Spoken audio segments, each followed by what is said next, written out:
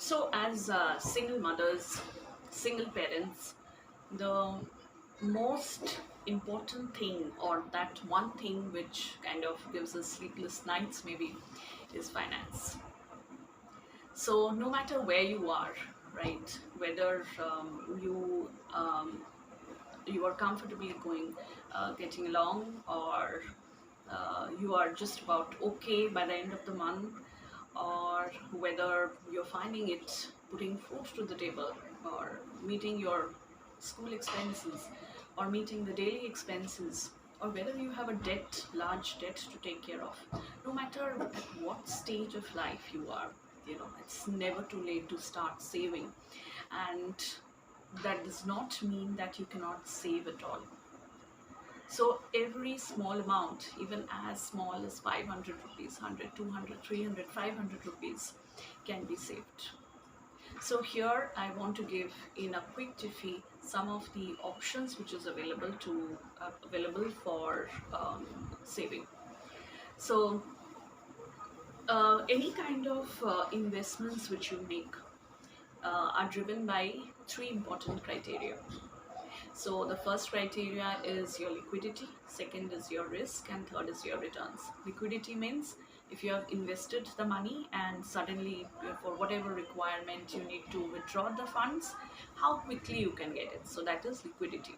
Risky is you have invested your funds and you don't know whether you'll be getting it back or not. There might be a situation where you might not be able to get back your funds. And finally, returns, obviously, how much you will earn on them, right? So these are three criteria which will define what kind of investment you will do. Now, the kind of investment I will make might not be the one which will be right for you. So it all depends upon what is your current situation, what are your immediate needs, and what are your long-term goals, right? So if there is someone who is finding it difficult to ends meet now, uh, will of course need more of liquid investments, right? Somewhere where they can park the fund, get a decent amount of return, and can also, be able to withdraw it as and when that person requires. Again, a person who is more or less being able to handle the monthly expenses and has some amount of money left at the end of the month can again use that month for long-term investments. So again, your investment and my investment decisions will not be the same. Having said that, let me just quickly tell you what are the options we have. So whenever you are saving, there are two ways you can save. One is a short term, that means for a 1 year, and it could be a long term. Anything where you want to keep your funds invested for more than a year would be a long term investment. So what do you have under short-term funds, short-term investments? Under short-term investments, you can keep your money, like it could be like cash, which is there with you. So which is not a very advisable way to keep your money.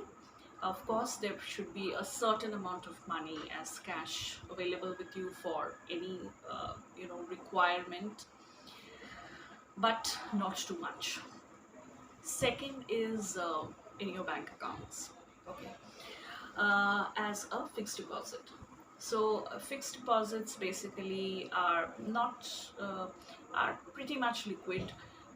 Even if you have locked in for a period of 1 year, you can still withdraw it. But of course, there would be some amount which will be deducted from the principal amount when they are giving it back to you. Returns are not very good, so it is around between 5 to 7% of returns which you will get, and it is usually not very risky. Yeah, so because so go for good, well-known banks. Okay, if you are planning for a fixed deposit, and usually until unless the bank goes bankrupt, there will not be a situation where you will not be getting back your money, right? So apart from this, you have recurring deposits. Recurring deposits are more or less similar to fixed deposits. The only difference is that a certain amount gets deducted from your bank account and gets invested in the deposit account. So it's a very good way of inculcating that habit of saving within us. Okay, so that's recurring deposit. And one very important criteria for all of us as single mothers is having a health insurance. So first and foremost, check whether your company is covering your health insurance or not. If not, please go ahead and get a health cover for yourself and your kids. So it would come for around 5,000 or 7,000 rupees per year, and it could give you a life coverage of close to around 5 lakhs. So it's not a very big amount to shell out on a monthly basis. So now apart from that, these are some of the things which you have to keep in mind. So these are important criteria if you need to keep in mind when you're investing in short term. So apart from short term goals, if you are thinking of there are any long term goals. For example, you want to save for your kids' education, or you want to save for your retirement purpose, or you want to accumulate a kitty, which all of us ideally should have as a buffer, just in case you have to encounter a job loss. So for all of these, long term or a medium term mode of investment comes very handy. So what are some of the long term or medium term investment vehicles? So one everyone knows about it is mutual funds. Okay, so mutual funds, the risk is definitely a little more higher than all of the investment patterns which I've just spoken about. But for mutual funds, how risky and what would be the return will depend upon what kind of mutual fund you are investing into. Okay, so it could be equity based, it could be debt based, or it could be a mix of both.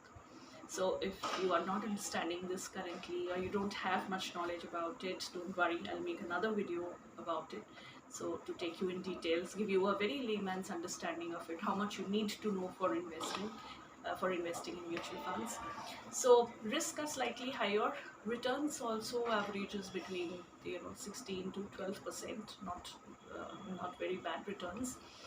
And liquidity also is not pretty bad. So at any one point of time, you want, until unless the mutual fund is faring very badly, you can, and I mean, no one stops you from liquidating the fund. The only stoppage would be whether your fund is performing badly at that point of time, whether you are incurring a loss at that point of time.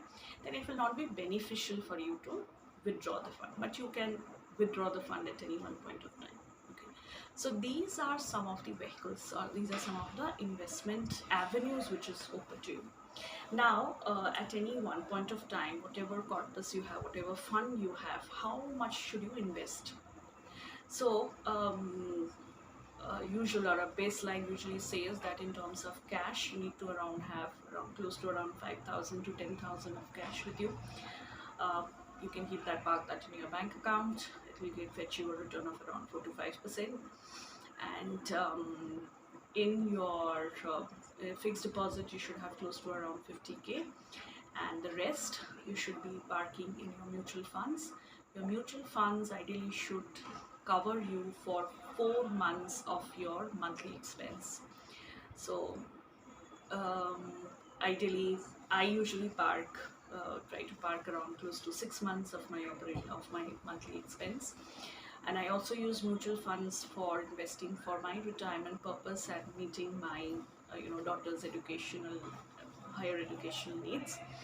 But that is, of course, first, your immediate necessities have to be taken care of. Like I said, any immediate cash, park it in the bank account, take a medical insurance, and once that is taken care of, then please go ahead for your long term. And mutual funds can let you invest for as low as 500 rupees. Okay, so more on mutual funds in my next video, but these are some of the investment avenues open for you, no matter how much you're saving at the end of the day. please think there will be avenues where you can save. Okay, no matter how small the amount it is, start investing now.